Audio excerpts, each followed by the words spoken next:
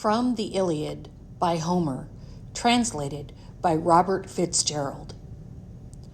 While the Greeks are laying siege to Troy, a quarrel breaks out between Agamemnon and his greatest warrior, Achilles.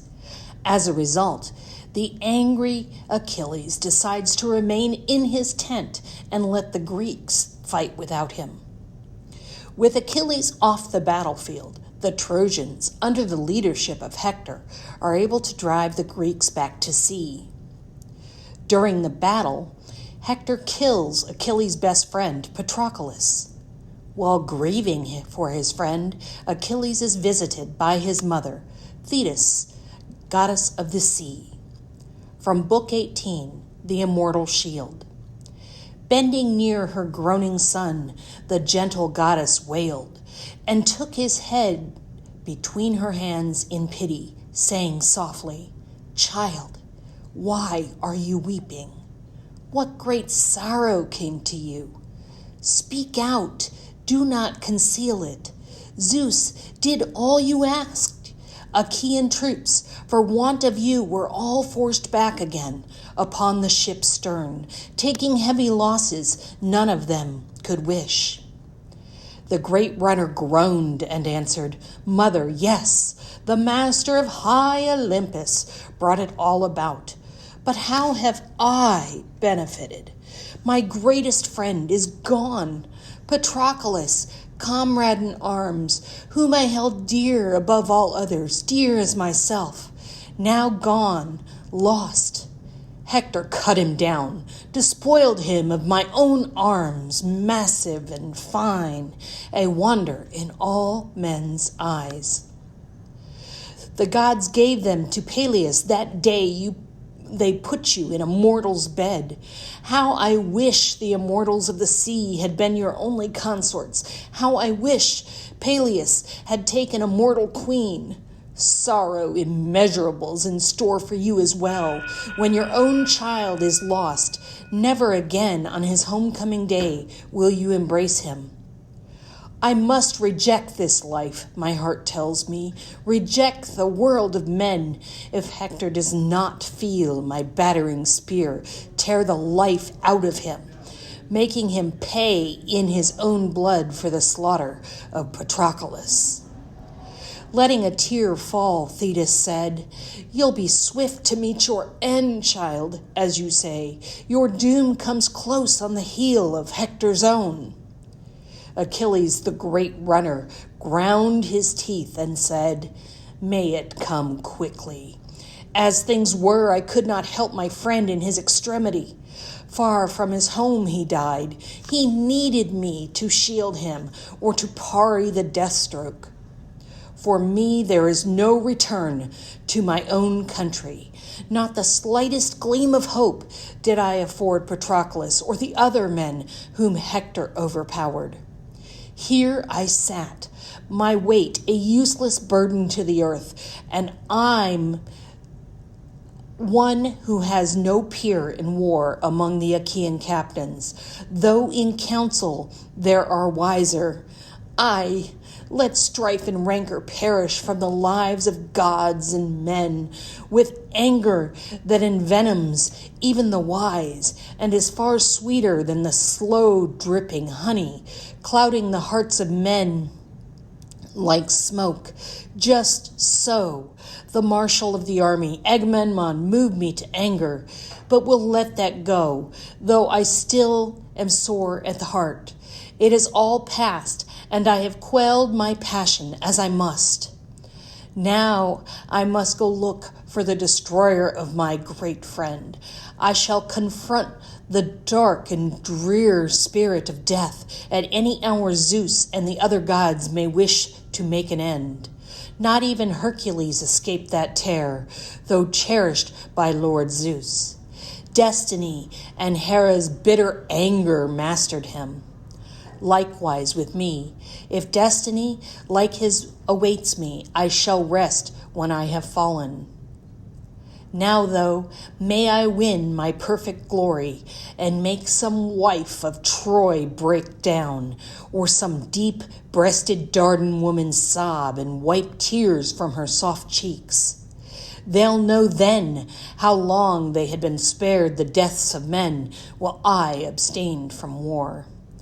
Do not attempt to keep me from this fight, though you love me. You cannot make me listen. Achilles seeks to avenge Patroclus by slaughtering Trojans. Apollo, a god who protects Troy, opens the gates of the city so that the Trojans can rush to safety inside the walls. Only Hector is left outside. Achilles chases him around the walls of Troy 3 times. Finally, the goddess Pallas Athena, disguised as Hector's brother Deiphobus, appears to Hector and persuades him to fight Achilles. From Book 22, Desolation Before Troy. And then when at last the 2 men faced each other, Hector was first to speak. He said, "I will no longer fear you as before, son of Peleus, though I ran from you around Priam's town 3 times and could not face you. Now my soul would have me stand and fight, whether I kill you or am killed. So come, we'll summon the gods here as our witnesses, none higher, arbiters of the pact. I swear that terrible as you are, I will not insult your corpse should Zeus allow me victory in the end, your life as prize. Once I have your gear, I'll give your body back to the Achaeans. Grant me too this grace." But swift Achilles frowned at him and said, "Hector, I'll have no talks of pacts with you, forever unforgiven as you are. As between men and lions there are none, no concord between wolves and sheep, but all hold one another hateful through and through. So there can be no courtesy between us, no sworn truce, till one of us is down and gluttering with his blood, the war god Ares. Summon up what skills you have. By God, you'd better be a spearman and a fighter. Now there is no way out. Pallas Athena will have the upper hand of you. The weapon belongs to me. You'll pay the reckoning in full for all the pain my men have borne who met death by your spear."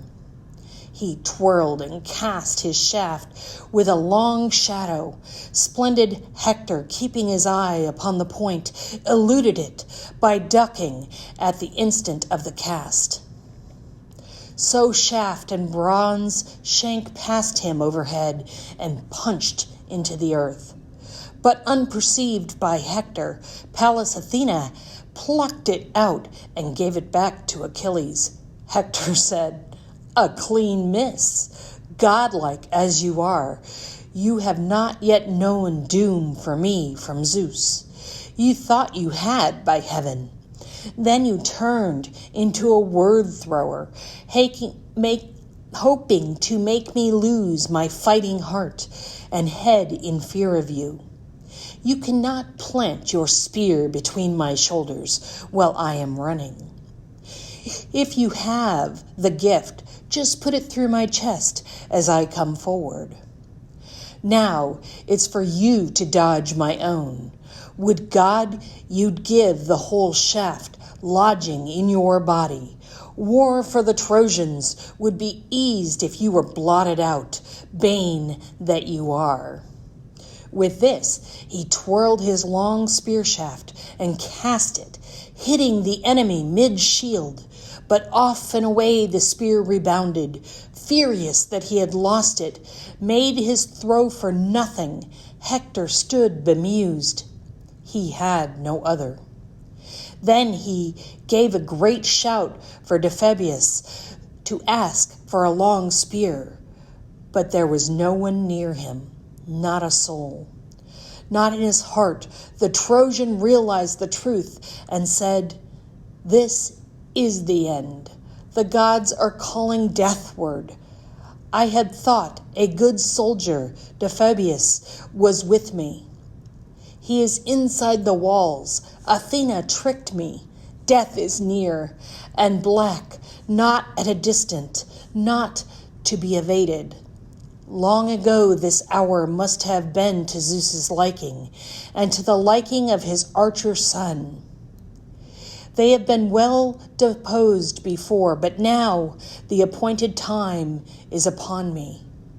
Still, I would not die without delivering a stroke, or die ingloriously, but some action memorable to men in days to come.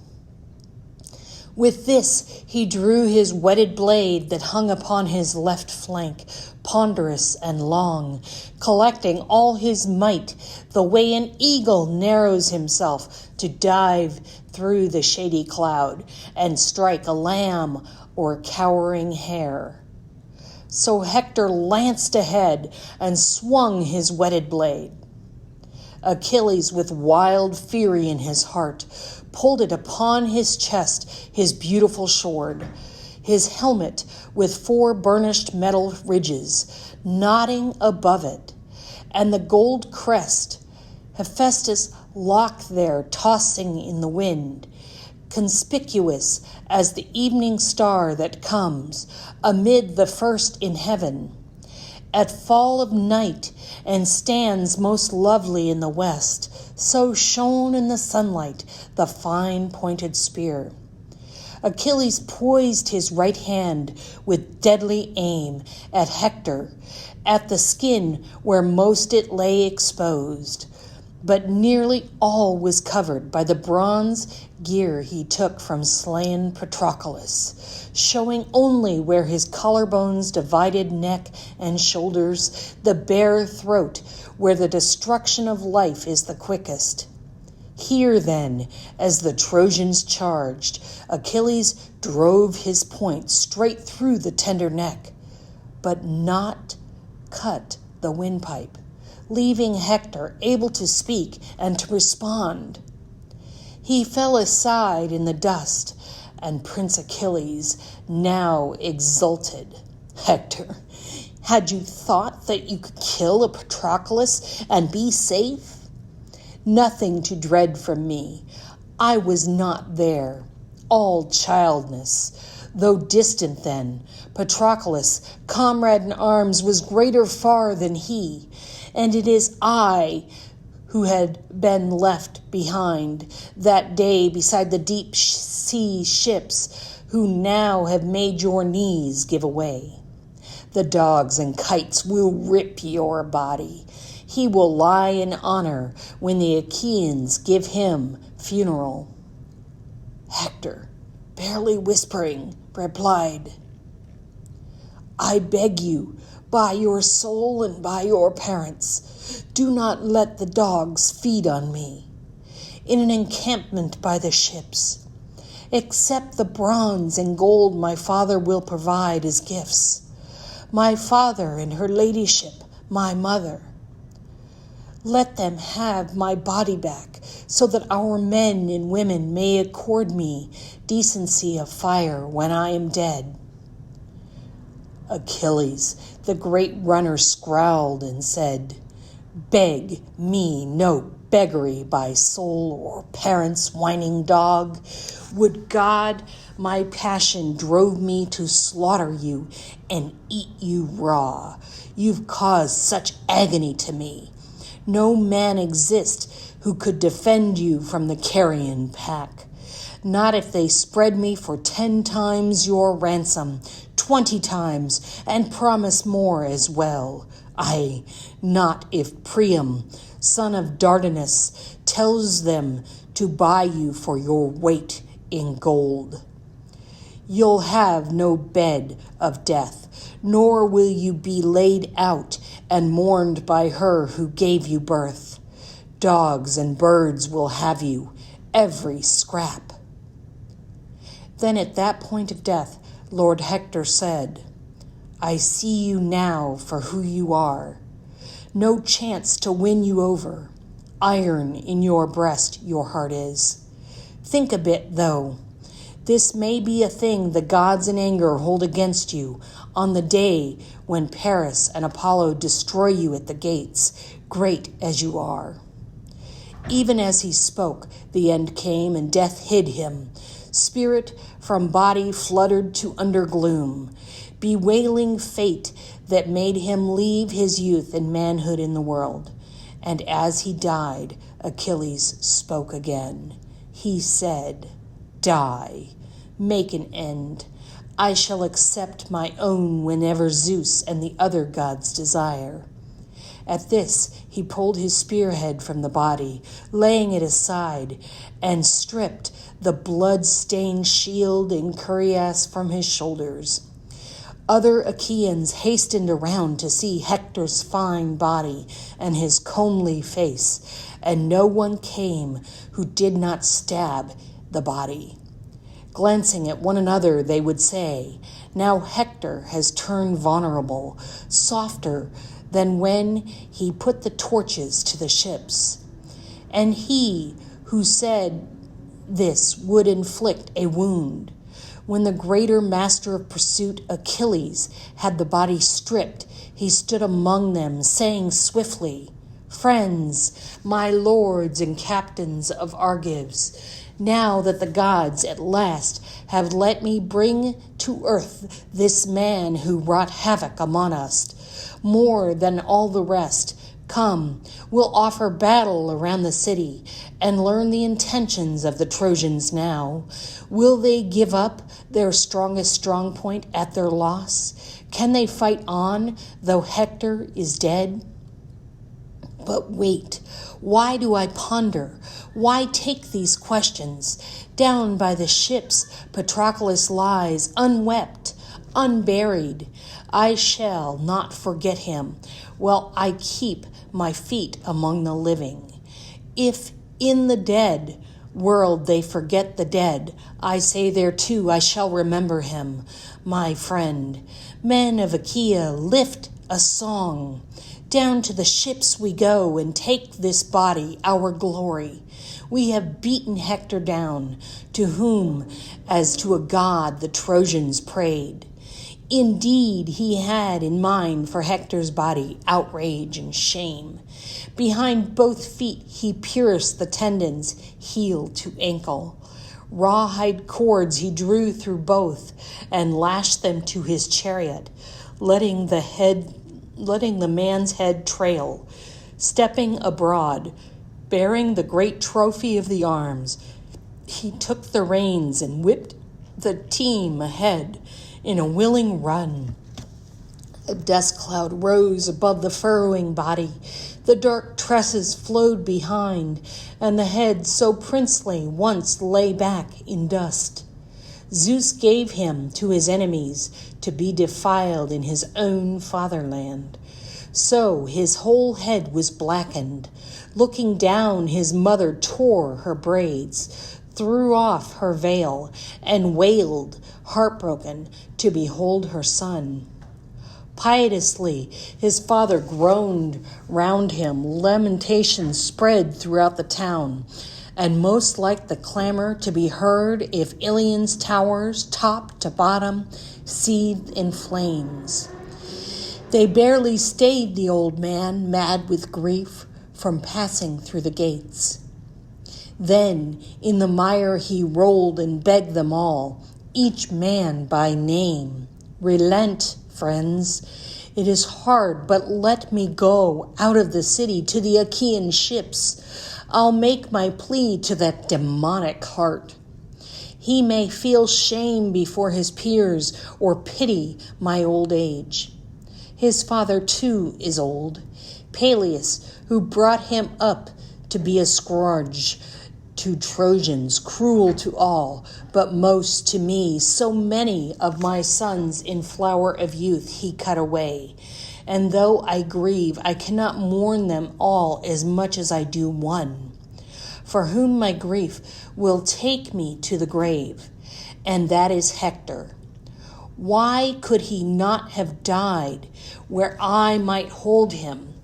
In our weeping then, his mother now so destitute, and I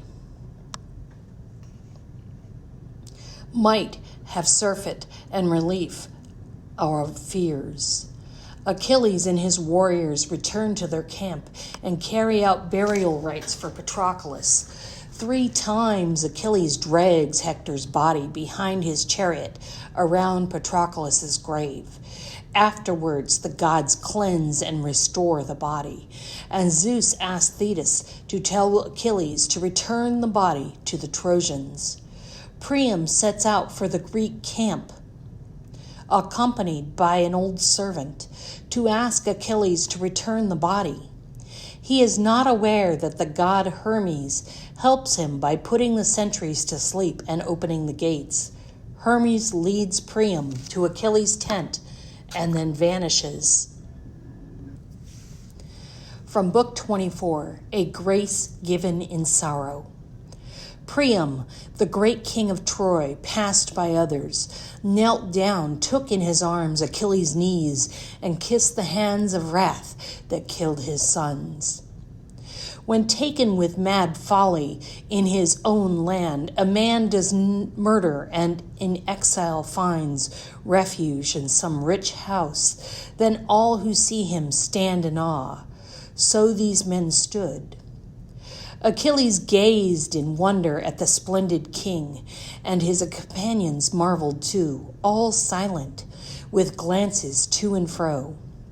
Now Priam prayed to the man before him, "Remember your own father, Achilles in his godlike youth.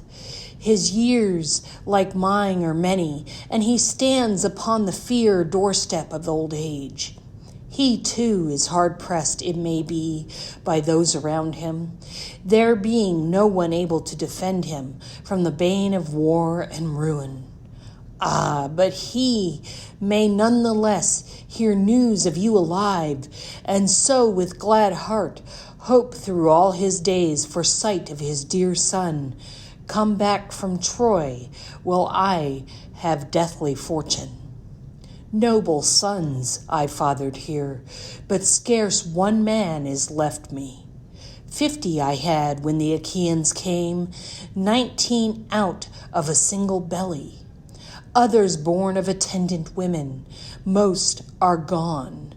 Raging Ares cut their knees from under them, and he who stood alone among them all, their champion and Troy's, 10 days ago you killed him, fighting for his land, my prince, Hector. It is for him I have come among these ships to beg back from you and bring ransom without stint. Achilles, be reverent toward the great gods and take pity on me. Remember your own father. Think me more pitiful by far, since I have brought myself to do what no man else has done before, to lift to my lips the hand of one who killed my son. Now Achilles, the evocation of the father, stirred a new longing and an ache of grief. He lifted the old man's hands and gently put him by. Then both were overborne as they remembered. The old king, huddled at Achilles' feet, wept and wept for Hector, killer of men, while great Achilles wept for his own father. As for Patroclus, once again, sobbing filled the room. But when Achilles' heart had known the luxury of tears, and pain within his breast and bones had passed away, he stood then, raised the old king up, in pity for his gray beard and gray-bearded cheek, and spoke in warm rush of words. Sad and old, trouble and pain you have borne, and bear a plenty. Only a great will could have brought you here among the Achaean ships, and here alone before the eyes of one who stripped your sons, your many sons, in battle. Iron must be the heart within you. Come then and sit down. We'll probe our wounds no more, but let them rest, though grief lies heavy on us. Tears healing nothing, drying so stiff and cold. This is the way the gods ordain the destiny of men, to bear such burdens in our lives, while they feel no affliction.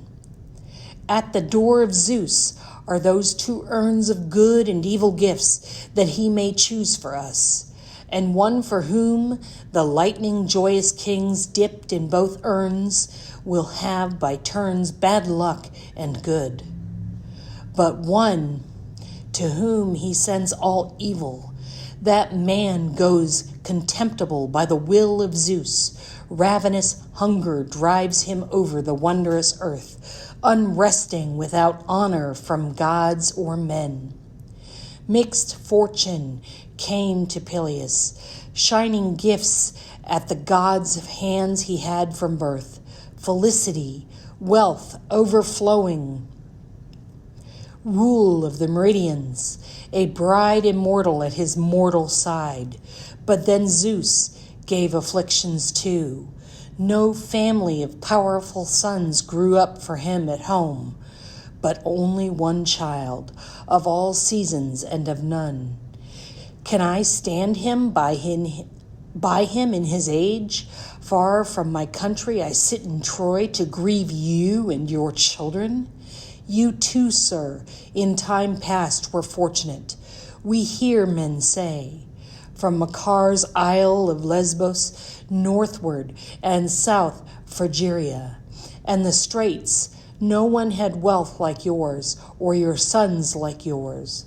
Then gods out of the sky sent you this bitterness, the years of siege, the battles and losses.